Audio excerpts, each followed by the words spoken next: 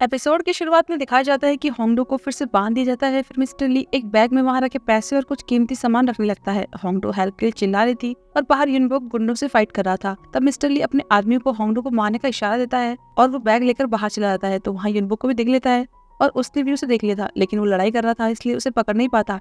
अंदर वो आदमी होंगडो के रूम में चारों तरफ गैसोलीन डालकर आग लगा देता है, फिर बाहर जाने लगता है। लेकिन इतने में यूनबोक ने सबको मार दिया था और अब बस यही बच गया था। फिर इसे भी मारने के बाद वो जल्दी से अंदर जाता है तो देखता है कि वहाँ चारों तरफ आग लगी हुई थी। फिर वो फटाफट से होंगडो को खोल देता है, लेकिन जाने से पहले होंगडो वहाँ से एक बैग ले लेती है जिसमें कि उनके कीमती सामान रखे हुए थे। फिर यूनबोक और वो सही सलामत बाहर आ जाते हैं। यूनबोक उसे हक कर लेता है, कहता है कि आप ठीक तो है ना, मुझे आपकी बहुत चिंता हो रही थी, मुझे माफ करना, ये सब मेरी वजह से हुआ। तो वो कहती है कि मैं बिल्कुल ठीक हूँ, तो मुझे बचाने आ गई, इसलिए तुम्हारा थैंक्स। और इधर मिस्टर ली जब कार के पास पहुंचता है तो देखता है कि उसकी चाबी तो अंदर ही रह गई थी। इतने में पुलिस के सायरन की आवाज आने लगती है और उसके पास टाइम भी नहीं था तो वो पैदल ही भाग जाता है। यहाँ एम्बुलेंस भी आ गई थी। यूनबोक होंगडो को एम्बुलेंस में बिठा देता है और तभी वो मिस्टर ली को जंगल की तरफ भागते हुए देखता है। तब होंगडो से कहता है कि आप यहीं पर रुकना, मैं थोड़ी देर में आता हूँ। और फिर मिस्टर ली के पीछे भाग जाता है। काफी देर तक उसके पीछे भागते भागते उसे पकड़ ही लेता है। ऐसे में उसका बैग नीचे गिर जाता है जिसमें से पैसे बाहर निकल जाते हैं। यूनबोक कहता है कि आपने ये सब कुछ इन घटिया पैसों के लिए किया, आप इनके लिए किसी की जान लेने वाले थे। वो कहता है तुम्हें पता भी है कि इन पैसों से हम क्या कर सकते हैं? हाँ, तुम तो एक छोटे से गाँव से हो, इसलिए तुम्हें पैसों की वैल्यू का आइडिया नहीं है। तब वो कहता है कि इन पैसों से आप दुनिया खरीद सकते होंगे, लेकिन एक इंसान की लाइफ इससे ज्यादा कीमती है। तब मिस्टर ली उसका फेस देखकर कहता है कि तुम तो बिल्कुल अपने डैड की तरह हो, उन्होंने भी बिल्कुल ऐसा ही कहा था। फिर हमें पास्ट का सीन दिखाया जाता है कि यूनबोक के डैड चाहते थे कि वो अपना खजाना लोगों को दिखाए, सबको अपने गाँव की खूबसूरती दिखाए। तो मिस्टर ली कहता है कि अगर हमने ऐसा किया तो कहीं वो चोरी ना हो जाए। वो कहते हैं कि नहीं, ऐसा नहीं होगा, मैं बस चाहता हूँ कि लोग इसे देखकर खुशी फील करें कि हमारे पूर्वज हमारे लिए क्या छोड़ कर गए हैं। इसके बाद वो उन्हें अपने स्टोरेज रूम में ले गए थे जहां उन्होंने जेट बॉक्स के बारे में बताया था कि ये उनका सबसे कीमती खजाना है। इसे देखकर ही मिस्टर ली का मन ललचा गया तो उसने वहीं पर एक रॉड से उन पर जोर से हमला किया, लेकिन इन सब में गलती से वहां आग लग गई, इस वजह से उसका हाथ भी जल गया। तब वो बॉक्स तो नहीं ले जा पाया, बस चाबी लेकर ही भाग गया। ये सब जानने के बाद यूनबोक बहुत ज्यादा हैरान रह जाता है। कहता है कि इसका मतलब आपकी वजह से मेरे डैड की मौत हुई थी, मैं आपको नहीं छोड़ूंगा। वो हंसते हुए कहता है कि तुम एक नोबलमैन हो तो मुझे नहीं मार सकते। यूनबोक उसे पंच मारने के लिए करता है, लेकिन मारने की हिम्मत नहीं कर पाता क्योंकि वो एक निहत्थे पर वार नहीं कर सकता था। फिर कहने लगता है कि पर तुम एक इंसान नहीं रहे हो, इसलिए मैं तुम्हें मार सकता हूँ। और उसे मारने वाला होता है कि अचानक से होंगडो आ जाती है और उसे जोर से मारकर नीचे गिरा देती है। कहने लगती है कि मैं तो कोई नोबलमैन नहीं हूँ, तो मुझे तुम्हारे जैसे घटिया आदमी को मारने में कोई प्रॉब्लम नहीं है। इतने में यूनबोक और पुलिस ऑफिसर भी आ जाते हैं तो मिस्टर डी को अरेस्ट कर लेते हैं। उनके जाने के बाद यूनबोक होंगडो से कहता है कि मुझे माफ करना, ये सब मेरी वजह से हुआ। फिर मन में सोचता है कि मैं आपको कुछ बताना चाहता हूँ लेकिन बोल नहीं पाता। अब हर तरफ मिस्टर ली के बारे में न्यूज़ दिखाई जा रही थी। जुनो भी ये देख रहा था और वहाँ सुकिन को भी जब पता चलता है कि मिस्टर ली की वजह से उनकी बेटे की मौत हुई थी तो उन्हें बहुत बड़ा झटका लगता है कि जिसकी वजह से उनकी बेटे की मौत हुई वो इनके पास ही था, इतने सालों से उन्हें धोखा दे रहा था।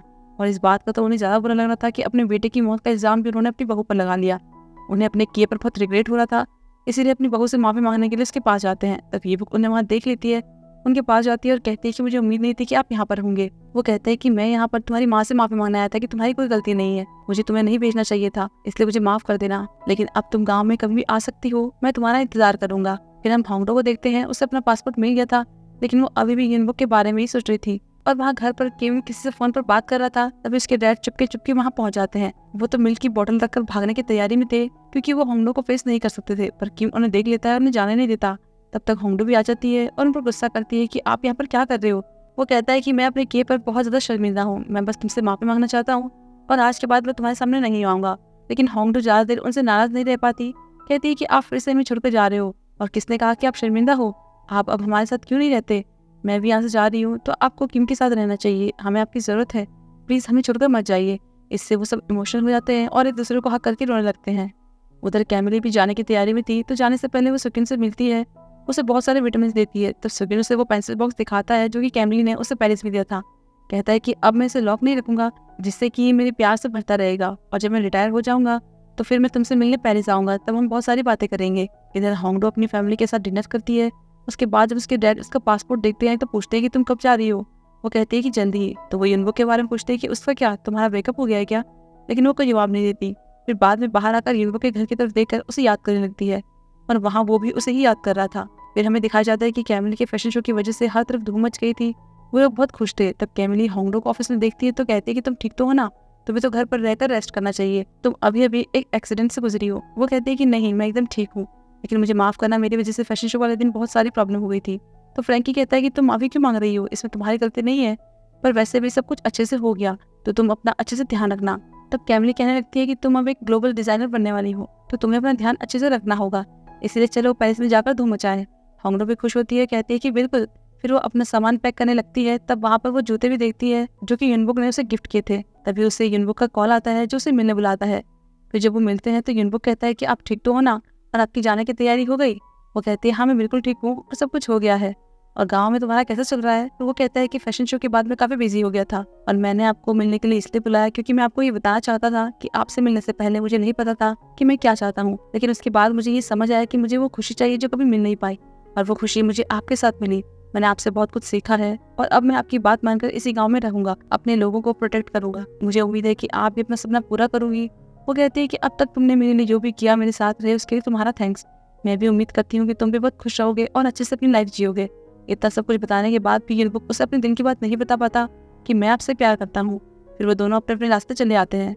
फिर दिखाया जाता है कि होंगडो पेरिस जाने के लिए एयरपोर्ट पहुंच गई थी। साथ में उसके डैड और भाई उसे छोड़ने आए थे, लेकिन जाने से पहले वो उन्हें हक करके रोने लगती है। और वहाँ गांव में युनबुक प्लेन को जाता हुआ देखता है तो सोचता है कि मास्टर, मुझे पूरी उम्मीद है कि आप अपना सपना जल्दी पूरा करोगे।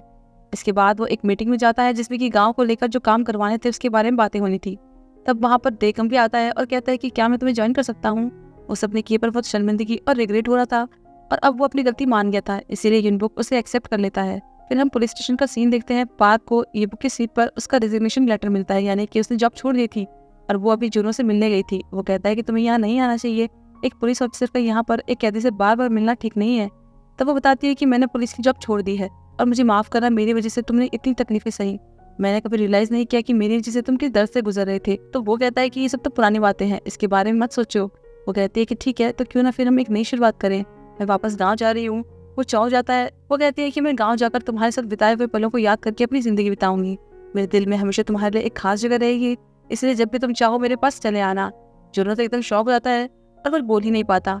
फिर हम युनबुक को देखते हैं। वो दादाजी को मीटिंग के बारे में बता रहा था कि तभी ये बुक आ जाती है। अब वो यहाँ हमेशा के लिए आ गई थी। तो दादाजी खुले दिल से उसका वेलकम करते हैं। ये सब देखकर युनबुक को बहुत ज्यादा खुशी होती है। वो गाँव और सबके लिए बहुत खुश था, लेकिन होंगडो को भी बहुत मिस कर रहा था। फिर 1 साल बाद हमें पेरिस का सीन दिखाया जाता है। होंगडो अब अपनी डेली लाइफ में बहुत बिजी थी। तब कोई उससे मिलने आता है जिसने कि उसका डिजाइन किया हुआ सूट पहना था।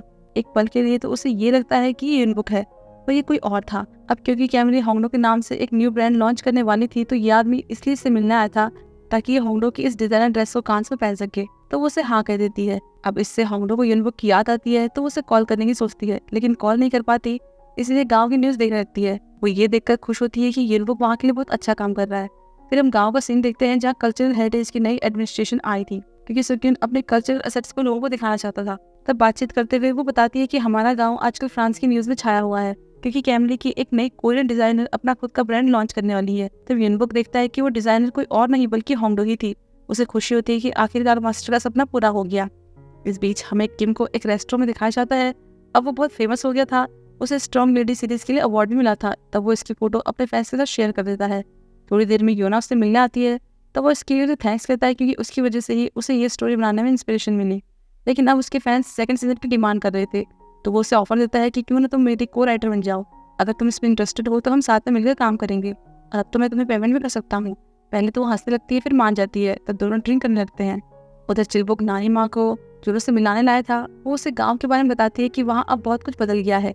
बाहर के लोग आकर हमें नई नई चीजें सिखाते हैं, और तो वो उसे जुम्बा करके भी दिखाती है। कहती है कि इन सब में बहुत मजा आता है। जुनो अपनी माँ को देखकर बहुत खुश होता है और फिर कहता है कि ये ड्रेस आप पर बहुत अच्छी लग रही है। ये वही ड्रेस थी जो चिलबुक ने उन्हें लास्ट टाइम दी थी। इतने में उनका मिलने का टाइम भी खत्म हो गया था। तब नानी माँ कहती है कि मैं जल्दी तुमसे मिलने आऊंगी, तुम अच्छे से खाना खाना, अपना ध्यान रखना, और चली जाती है।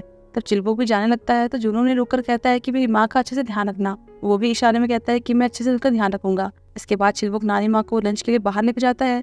तब बातों बातों में कहता है कि क्या तुम मेरे साथ एक लंबा रिश्ता निभाना चाहती हो। वो तो शर्मा जाती है और कुछ बोल ही नहीं पाती। कुछ टाइम बाद हम एक इलीगल ऑक्शन का सीन देखते हैं जहाँ पर फिर से कल्चरल एसेट्स की बोली लगाई जा रही थी, और ये आदमी वही था जिसे युनबुक ने पहले भी पकड़ा था। तभी ऑक्शन के बीच में अचानक से लाइट चली जाती है और युनबुक वहाँ पहुंच जाता है। उसे पता चला था कि फिर कोई हमारे कल्चरल एसेट्स को चोरी करके यहाँ पर इलीगल तरीके से बेच रहा है।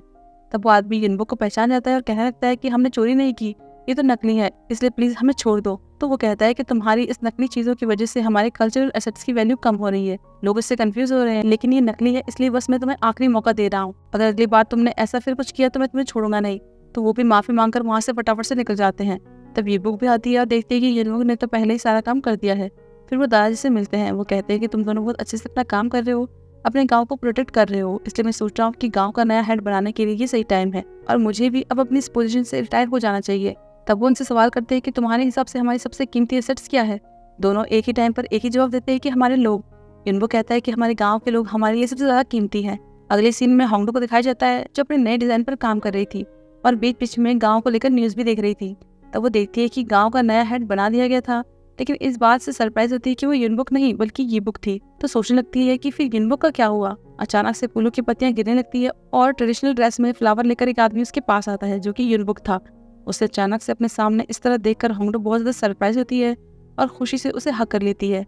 युनबुक हमेशा के लिए होंगडो के पास आ गया था क्योंकि यीबुक एक अकेली ऐसी थी जिसके भरोसे वो गाँव छोड़कर जा सकता था। वो वहाँ गाँव को बहुत अच्छे से संभाल रही थी। यहाँ पर ये दोनों साथ में खुश थे, अपनी लाइफ अच्छे से जी रहे थे और यहाँ पर हमारे इस ड्रामे की हैप्पी एंडिंग हो जाती है। अगर आपको ये ड्रामा पसंद आया हो तो प्लीज़ चैनल को लाइक, सब्सक्राइब और शेयर जरूर करना। तो फिर हम जल्दी मिलते हैं किसी और नए इंटरेस्टिंग ड्रामा के एक्सप्लेनेशन में।